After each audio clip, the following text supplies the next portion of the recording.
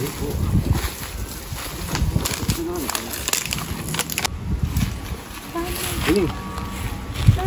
Sabi po. Tuwang sa akay. Hello po. Magandang hapon. So, yun po, magandang hapon po sa atin lahat. Kami po ay nandito sa ating bagong taniman. Tayo po ay magbibisita. So, almost 1 year.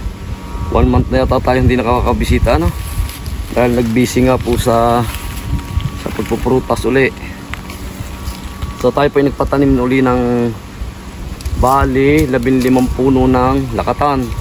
So, may nauna po doon na 31 puno na magaganda na. Yung nakita ko nyo po dati na talaga pong kung tuwagin namin ay dumalaga na. So yung pong 11, ilan nga ma? 21 no?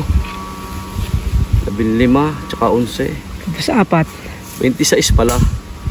So ibig sabihin ang ating lakatan din ay nasa kulang-kulang 60 puno na. Bali 57 puno. Yun po, bibisitahin po natin at titingnan po natin kung nabuhay yung huling tanim ni Boy, dahil siya po ang pinapagtanim ko nung huli. Pero yung pong nauna ay talagang magaganda na. At dito po tayo dadaan sa ating mahuganihan. Yan, makikita nyo po, ang mahugani dito ay nasa umigit kumulang sa 200 puno. Kaya po ang tawag namin dito ay Mahogany Farm. Ito mo. Ang tapos ng luya. Ito ang ganda ng puno. Ito mga pagkanga naman na lilinisan. Alam niyo malaking puno. Ganda talaga ang halaman. Yun, nasuhanas na yun. Ang ganda. Hindi talaga yung Kaya kung makikita nyo po yung ating mga lansunis na native, pinalinisan po natin nung nakaraan yan. At atin pong hinasikan ng abono, yung complete at saka po itong ammonium sulfate. Kita nyo po ang dahon at talagang namimerde. Ibi, pakita mo. Green na green ang dahon. Kaya ang pagpapaganda po ng isang halaman, ayan po ay talagang gusto ko dinidiskartihan din. Hindi po basta natin ay tanim. Kailangan ay para din pong tao yan pinapakain. Kailangan po sila may pagkain din. Pasensya na po kayo sa busis ko. Ako po hindi pa hinihiwalayan ng trangkasong talagang hindi pa po talaga tunay na recover Hindi po lang natin magang tumigil magawa ng content at ako po ay po yung mga nami-miss ko. Gusto ko po lagi po tayo nagkikita-kita.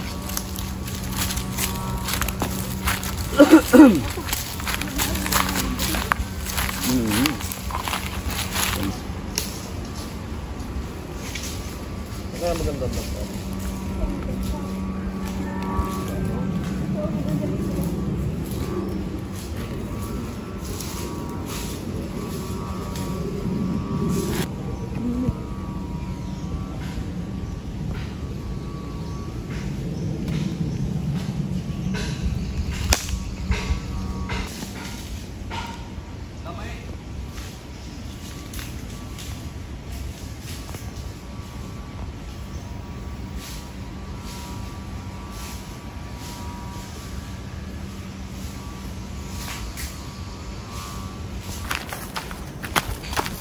Hindi.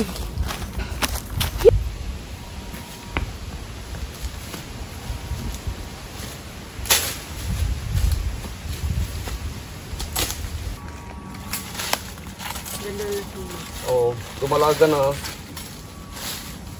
Kaya dyan na kayo, ako iikot pa kayo.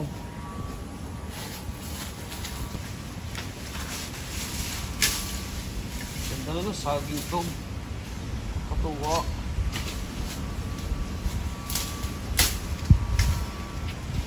Ang ganda na ay sagay. Palis ang pagod Pag may lambuwang pa'y bubuwig na ito.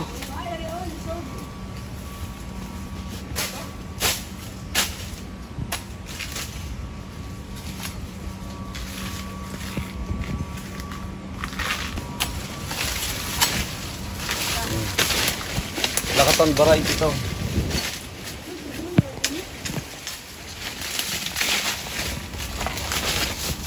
Hindi pa nasuwi ay. Hindi pa ito po rin. Yan, kung makikita nyo po ito suwi. Yan, suwi po ito, yung pinakaanak na ng ating lakatan. Meron din. Yan po ay aalisin natin. Papatayin po natin yan. Ano po ang kahalagahan kung bakit po inaalis yun? At po yung sustansya ng lupa ay mapapunta dito sa ating unang tanim ng lakatan. Saka po tayo magbubuhay na pagka po ito ay bumubuwig na. Yun naman po ang ating ipapalit kapag ka po siya ay buntis na. Kaya nga po ay siya po ay nagpupuso na yan. Pwede na po natin patuloyin yung suwi. Kasi pagka po pinatuloy natin ngayon, magiging malnourished po ito. Itong unang tanim. Yan, kita niyo po rere. Naalisin po natin yan. Pinutol po natin. Yan po ang pagkaalam namin sa pag-aalaga ng lakatan. Pagpapaganda, hindi ko po alam yung iba kung anong mga teknik nila. Yung po ay para sa amin lamang, ika nga po ay diskarte. Ganda.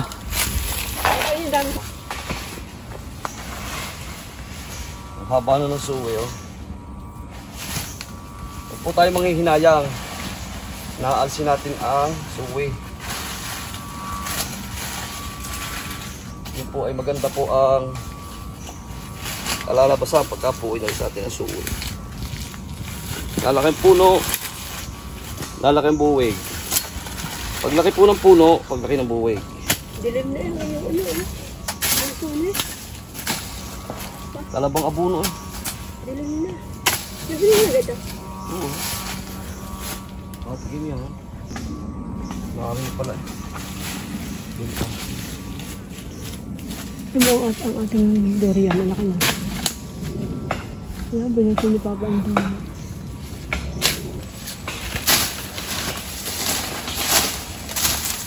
Kung mo biglang taba na yan, uliliit datong puno yan.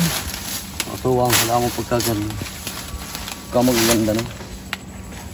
Talagang kwan, eh. Nakahalagahan ng nagtatanim. Unang-una, nakakaalis ang pagod pagka nakikita ating halaman ay magaganda na. At unang-una pagka na-income na. At ang pangalawa, nakakatulong din tayo sa inang kalikasan. Tulad ng mga punong kahoy na yan ay napakalaking bagay sa isang kagubatan na ang gubat ay puno ng halaman. At ang pangatlo, i-income ka. At yung pinakamahalaga ay talagang nakakaalis ng pagod. Kaya nga stress reliever pagka may mga tanim kang halaman. Lalo't higit pagka ikaw ay na-income na. Kaya ako hinihikayat ko yung mga mait lupa. Kung hindi man nila magampanan, kumuha sila ng tao na sila ay makapagtanim ng mga sari-saring halaman. Makakatulong ka na doon sa taong magtatanim, i-income ka pa, magkakaroon ka pa na extra income. At marami magiging benefits pagka may tanim. Kaya ako'y pagka napunta din talagang ako'y tuwan-tuwa. Lalo't nakakaya katulad ng mga halaman. Ang bigat din ng dahon, green na green. Madilim na ilang halaman na yun. Ay, timula ka ng suwi ng bibi. Isa.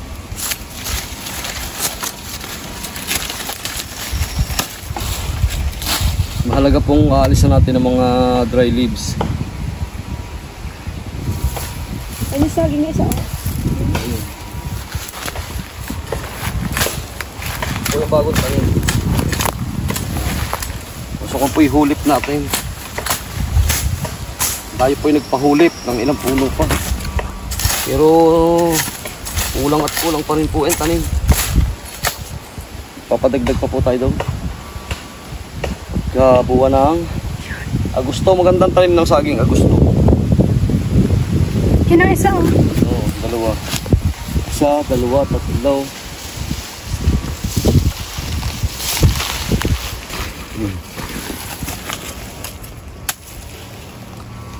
Huwag natin pang hihinayangan yan. Dahil pag tayo nang hinayang, hindi lalaki ang bubig ng ating lakatan.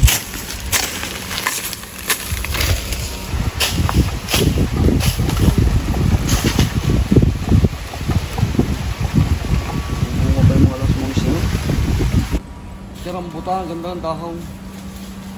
Haret, bumunga na marami rambutan.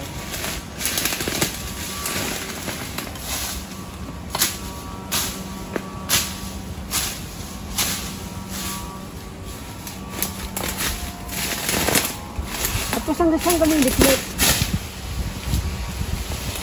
Hanggang sunis natin Davao. Tamang ikaw ay siguro gagraduate ka ng college, nabunga na ito. Marami nang nabunga. Na? Ilang taon? 6 pa? 5 years. 5 years pa. Hindi, ibig sabihin yung marami na. Madami Yung na. sa taon, itigil. Nabunga. Yung iba ay bumunga na. Baka ibumunga na, umalahan na yan. Katulad na rin ako. Ayan, puno eh matured na. Hindi naman yung pinagbabatayan dyan sa nga eh. Itong puno pagka magulang na. Magugulang yung mga puno niyan, ano? Eh matanda na ito eh. Hindi namin nabukasan ang kaputa. Matanda ko.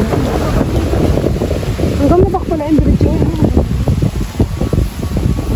Problema lamang pagka nadaanan ng daan daw.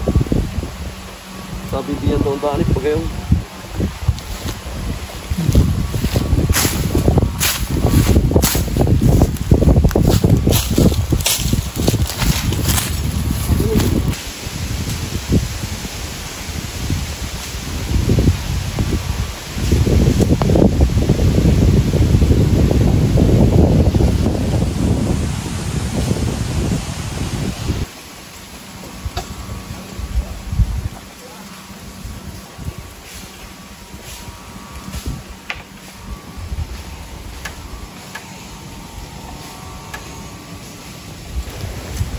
Nga po kasama po natin si Bunso at siya nga po nating videographer ngayon.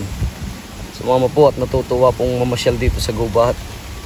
Ay kinukwento ko po sa kanya yung mga nung kami kabataan kaliliitan pa na hindi naman po maliit na gusto ko'y kaya na pong pumasok sa gubat.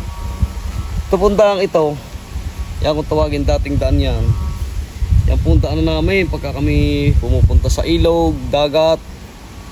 Dito po kami lumulusong, umaahon. At isang nakakatuwa po pagka po yung kami labas na sa eskwela sa hapon. Ito po ang daan na namin magkakabarkada. Pagka nga po kami ay nalilimot ng niyog. Ay po yung nalilimot din ng niyog. Hindi ko po ikinahiya yaw. Dahil kaya po kami nalilimot ng niyog noon ay mahirap po sa pambaon. Ang mga magulang po noon ay siyempre mahirap nga po ang buhay. Ay di tipid nga po ang pagbibigay ng baon. Para lumaki po ang baon ay di kami pong magkakabarkada ay nalilimot ng niyog diyan. Ito po yung dati niyugan lahat. Pagka mga bandang nasilim na, aahon na kami. Kami po ay may pinagbibilhan diyan na nagkokopras. At siya nga po nating mga tagapamili. Kaya kinabukasan po eh medyo mayabang-yabang po at malaki-laki ang baon. Hindi naman po alam ng mga ka-eskwela na pinalimutan po sa niyog. Yun po talaga ang buhay ng mga kabataan nung una. Kaya ibang-iba po sa buhay ng mga kabataan ngayon, ng mga pumapasok. Malaki pong pagkakaiba. Ngayon po'y basta nasahod. Hindi po katulad nung una na para kayo magkabaon ng maganda-ganda ay di magpakahirap ka. Kaya ito po hindi ko malilimutan itong lugar na ito. Ito po yung daan na namin. Ngayon po yung nakakatuwa at gusto ko na yun nga po sabi. Yung mga nakaraang pinaghirapan mo na pinagdaanan mo na ikaw ay nahihirapan nung una. Talaga pong tunay po yung kasabihan. Darating ang araw na tatawanan mo lamang.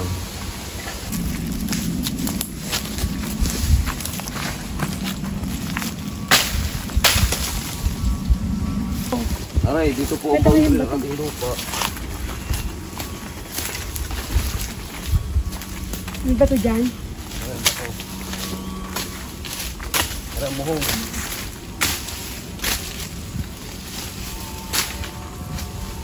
namatay ang mahugan eh.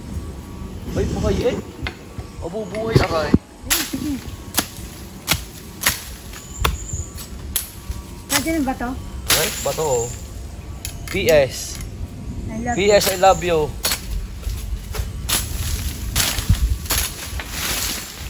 Hanggang Lunas nga po. Agad po ito sa Lunas.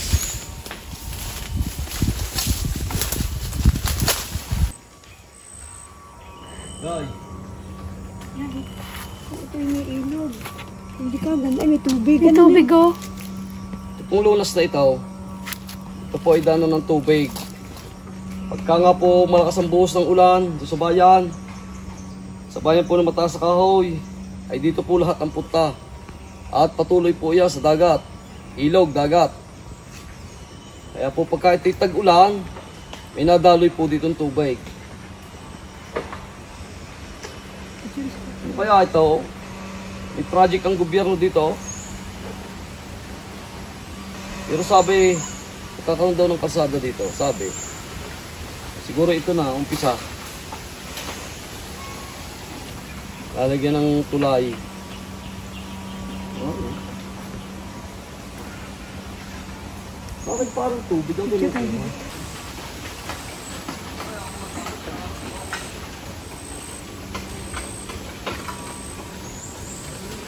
Ayan, akin na. Ay, ang papa na. Ang nakipapa sa kayo yung papa o yun. Yung bang kahoy yun? Ang tipula. Tipulo. Ang laki. Ay, hindi. Pumapagawa ka ng klinik. Para kami pa.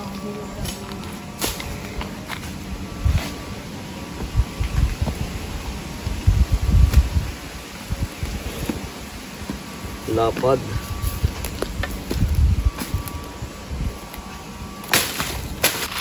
Ayan.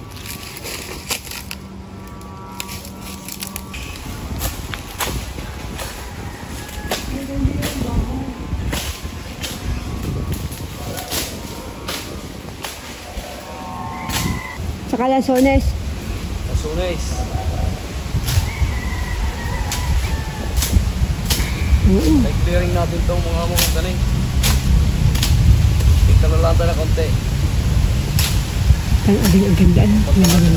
Nakakatuwa talaga pagka ang halaman ay malalaki na. Nakakalis ang pagod.